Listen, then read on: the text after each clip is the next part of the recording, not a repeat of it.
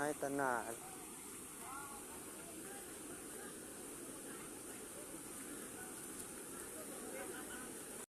โอ้ยไปบ่ได้แล้วทุกคนขาน้ำแล้วเฮ็ดเอาได้เนาะปีใดจะละได้โคนี่ก็เด้คนหน้าเพิ่นก็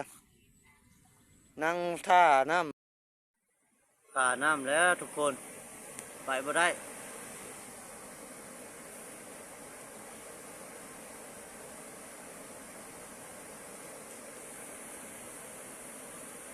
รถไงก็ไปบ่ได้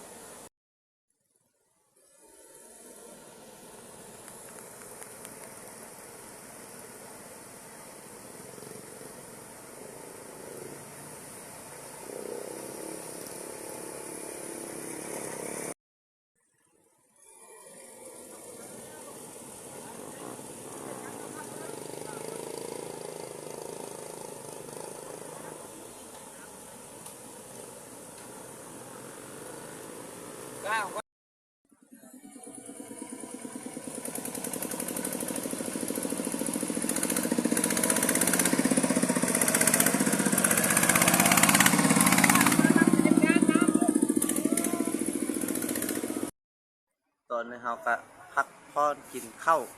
ทุกคนเบิ่งแหน่ความทุกข์ความยาก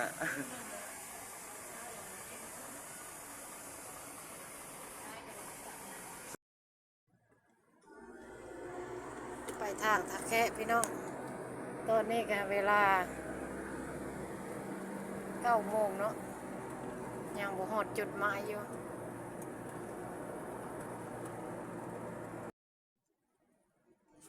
แล้วพี่น้องฮอดตัวเมืองละเบิ่งไปทางนี่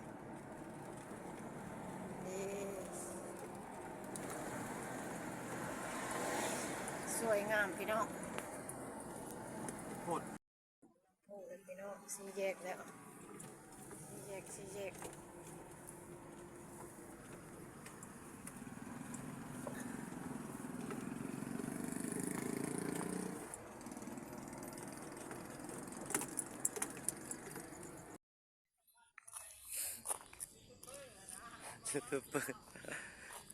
ป้าแม่น้ำโขงก็ได้ขึ้นขนาด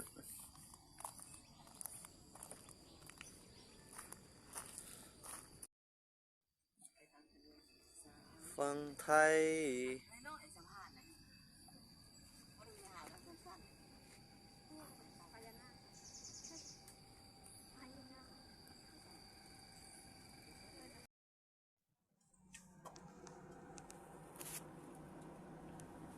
รถสนกันพี่น้องรถในเหยียบรถจักร